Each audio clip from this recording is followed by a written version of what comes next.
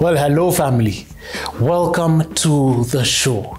In this episode, we're going to be looking at acquiring land in Kenya. Quite an interesting topic because lots of people have questions on this and lots of people happen to not get it right. But we're going to focus on that today. I'm reading a book called Building in Kenya, which is a real estate developer's toolkit to doing that. Chapter 4 on acquiring land. And we want to look at the processes, the due diligence, what to look out for, who to seek out for, approvals, planning, all of that within this particular episode. Class is in session, folks, and welcome to Property Focus.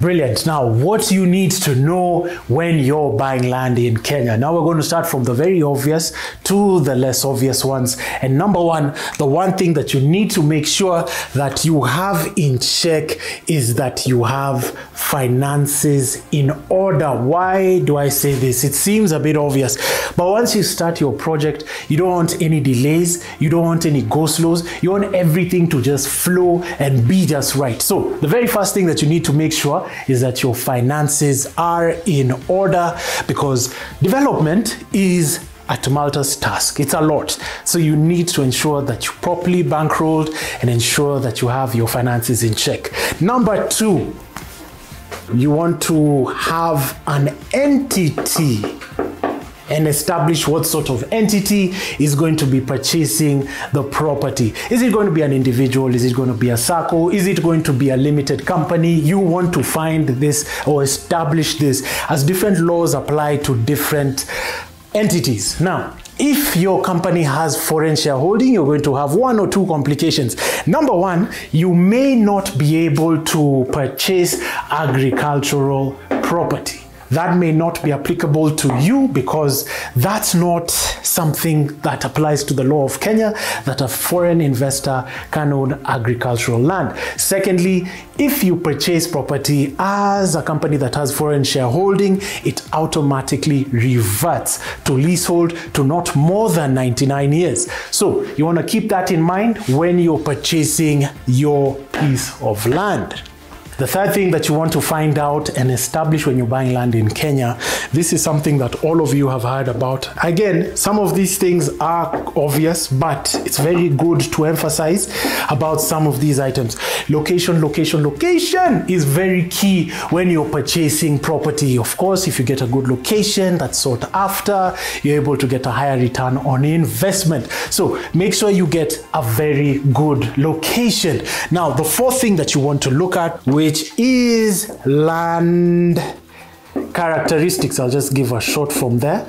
Land characteristics. Now, you want to know about your land characteristics. Very first thing, you want to know the soil. What sort of soil are you working with? If you're working with red soil, that's good. That's easy to excavate. That is perfect. But then again, if you're working with black soil, that's going to be difficult to excavate. And in fact, you can even use that as a negotiation tool when you're negotiating on price, because you'll be like, boss, to excavate this will cost me X amount. So you could use that as a negotiation strategy. Another characteristic that you need to look at is steepness of the property. How steep is the property? Now, if it is steep, architects love that kind of stuff. It's a challenge for architects. They love that sort of complexity and coming up with a very funky, nice design when they're putting up a development. But if it is flat, it costs you less vis-a-vis a property that is steep. And then, of course, the last characteristic on this is access. You want to make sure that the land has access. Now, a couple of things to note with access. You want to make sure you're close to a road that's accessible, and even when you're driving into the site, that it's wide enough to sort of have everybody use this road to access this particular property. Now, once you get to the property and you're at the entrance of the property, you want to make sure two things are taken care of. If that property has under 20 individuals who are living in this site, or 20 properties in this site, you want to ensure that the width of the entrance is 9 meters wide. All right? 9 meters wide. If the development has more than 20 residential units within the property, then you want to ensure that the access to the property has a width of 12 meters wide. All right, good. You with me? Caprende? See. Now, the sixth thing that you want to look at is planning. Permissions. Why planning permissions? Family, you want to ensure that these are taken care of, and you also want to make sure that you go to the right professionals all through this process. Ensure you have the right professionals. So talk to the physical planner who's going to apply to the national county to find out a couple of things for you. At the bare minimum, he should find out two things for you. One, he should change the use of this property from agricultural use to residential. And then secondly, he should find out for you the amount of years left on the lease for this particular property that you want to buy. Now, these are costs that you're going to incur. They're sought after. So you sort of want to also have in your contract an agreement on who's going to be catering for some of these costs. And if it's you, it still gives you leverage to purchasing at a better price. Go ahead. So what you're saying is they have a particular rate. What rates should we expect from, let's say, a physical planner? Fantastic question. Now, with a physical planner, ensure you get a good professional. You'd be looking at about 5,000 to 100,000.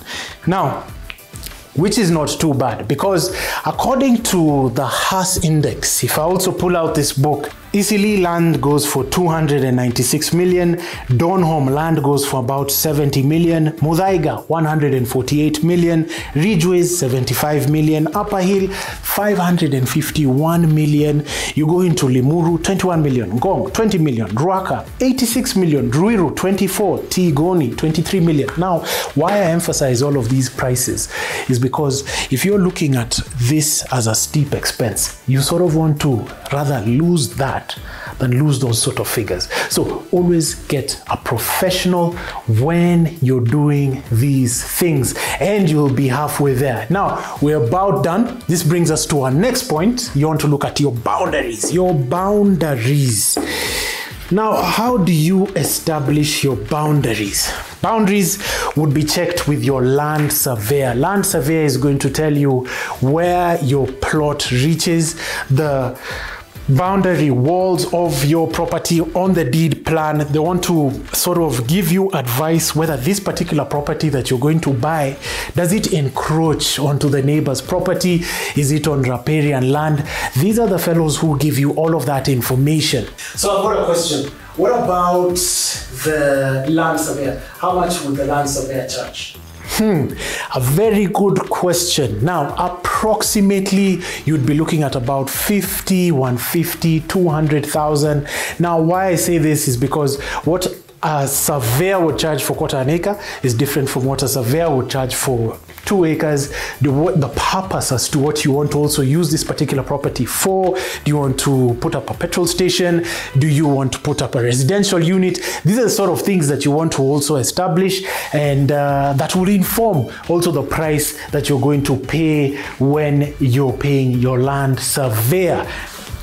Now, you want to make sure you also have the right professional when you're purchasing land. That is the last thing, and I can't emphasize this enough, that you have the right professional. So you want to ensure that you've got a good lawyer to take care of also your matters when it relates concerning real estate. You don't want your oil and gas lawyer to be dealing with your conveyancing matters. You want to ensure that you have somebody who is well versed in real estate matters and can identify loopholes a bit quicker within the system. Now, get the right professionals whenever you're doing this. Some of you may be wondering, it could be a bit expensive whenever you're purchasing land if you have to involve of all of these professionals, but you always want to be sure and you want to be safe. They say a stitch in time saves 9, so you want to make sure that's the case for you and you have it all hanky-dory. Now, we're going to have a conversation with a lawyer to tell us about how to ensure your T's are crossed and your I's are dotted when you're buying land. The exact step-by-step process now when you're dealing with the contractual work, how to purchase property in Wakili, a quick one section. Stay tuned for this and more.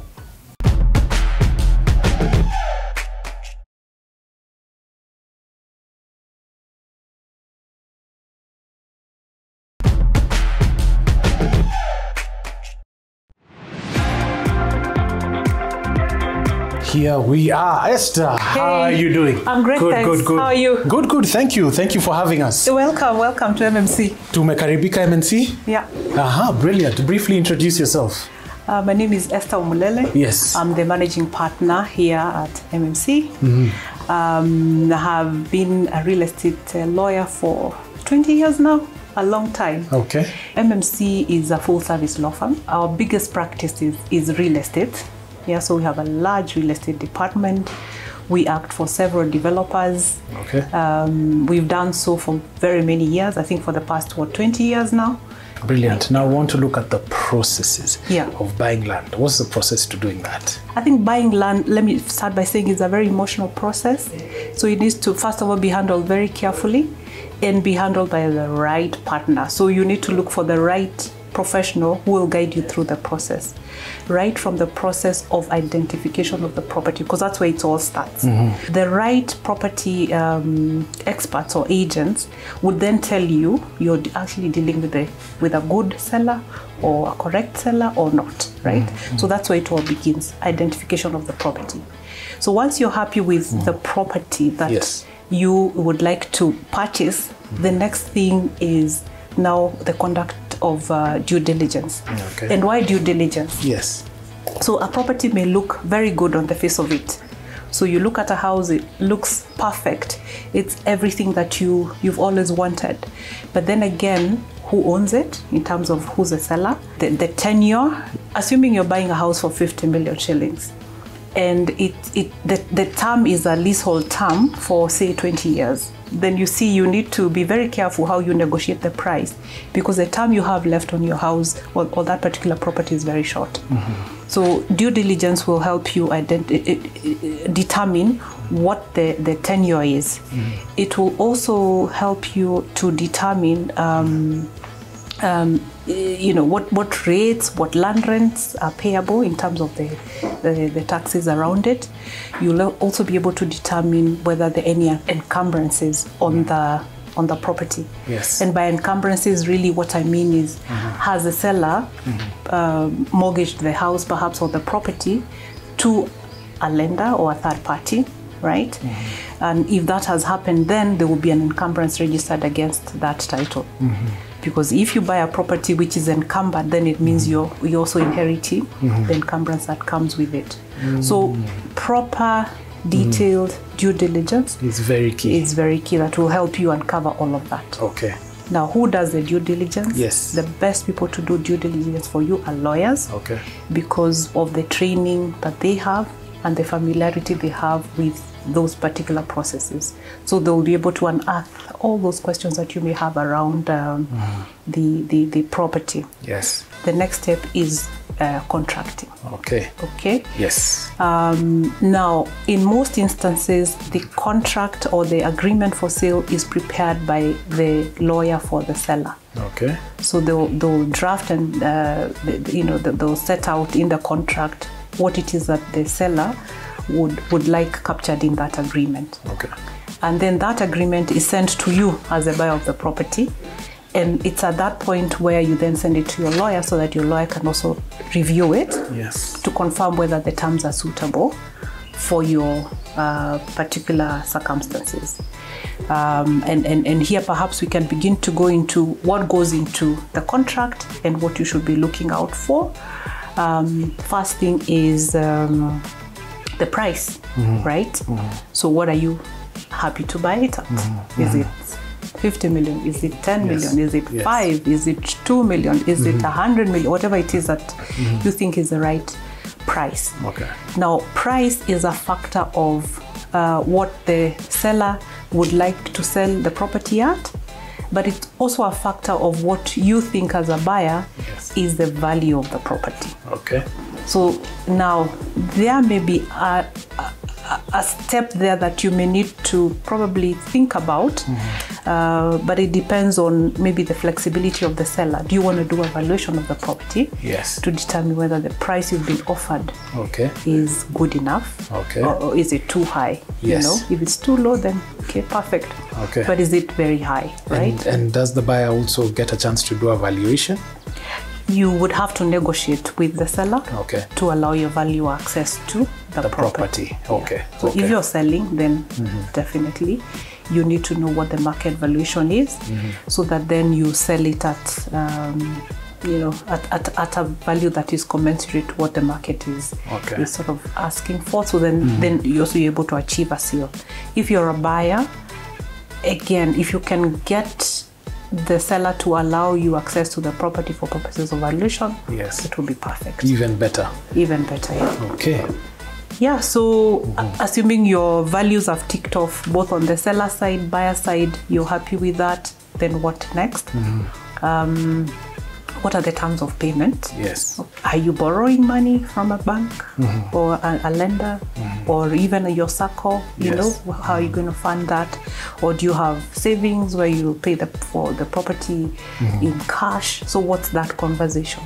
So what I always tell my clients, whether you're on the seller side or the buyer side, is that before you agree either to sell or you agree to purchase, there has to be clarity as to where the funding is coming from. Okay. Yeah. So you have to have sufficient funding. You don't just go. Yeah. Yes. So if you're a buyer, have you spoken to your lender and have they given you an indication that yes, they will fund you for the balance if you don't have the full amount? Okay. And for the seller, are you confident enough that this buyer is actually going to complete? Yes. And why is that key from the seller perspective? Okay. Is because when you enter into an agreement and you sign it off, then for the period or for the term before completion, there's exclusivity to that particular purchaser. Okay. So if you've agreed to complete in 90 days, it means you're locked with that particular person for 90 days. Yes. So if they're going to they don't know how they'll complete, it means you've also lost 90 days within which you could have found another buyer. Yeah. Okay. You know? Okay. And then for the buyer, the risk becomes that in the event of default, you may be required to forfeit some money to the seller. Right? So most contracts will provide for a 10% forfeiture. Now, you know, if you haven't thought it through and 90 days later you can't complete or whatever the completion period is, then there's a risk that you actually lose money because you forfeit that to the seller to compensate for the time loss, you know, that they would have been marketing to other people. So actually the disadvantage is more to the buyer than it is to the seller. Interesting. Yeah. Yes. Yeah. So I think something else to think about is what's the quantum of the deposit, right? Yes. So typically 10%. Okay. Right? Yeah. Could be higher. Because this is a negotiated term, so this is not like a statutory amount or percentage. It's really a negotiated term. Could be 10%, could be 20%. So really, what is it that you and your seller agree on? Assuming you're buying an office, right? And there's a tenant. No harm in agreeing to taking over the tenant. The tenant as well. Unless you think that the terms upon which the lease has been issued are not very good and you want to renegotiate. So it depends really. So you come to the lawyer, somebody from diaspora has come to you. How do you ascertain? Property is 50 million, 10 million. Is there an order? What happens then? Right. Yes. Yeah, so we have what we call the Advocate's Remuneration Order, which is a scale that sets out fees that lawyers should charge for a transaction, either sale or purchase of property. Okay. right? Yeah. Yes. So it's calculated on the basis of that scale. What about DD, due diligence? Is there an order for that? Like you've come to you and yeah. If you want a comprehensive due diligence that speaks to everything, you know, gives you a historical search. Yeah. It looks through the boundaries of the property. Tells you whether it's within a road reserve or not, or whether it encroaches on riparian land. Then that will be a little more expensive because you have to engage the lawyer will have to engage a surveyor to come on site and map all of that information, then give you a comprehensive due diligence. Which is still advisable because, I mean, if you're going to be spending millions of money, you know, of shillings rather, you know, you might as well. I think so too. Okay. Yeah. Essentials of a good contract. It takes us back to just the law of contract, basic law of contract. So one, there has to be consideration, right? Now, the rule about consideration is that it could be whatever number. So it's whatever you negotiate.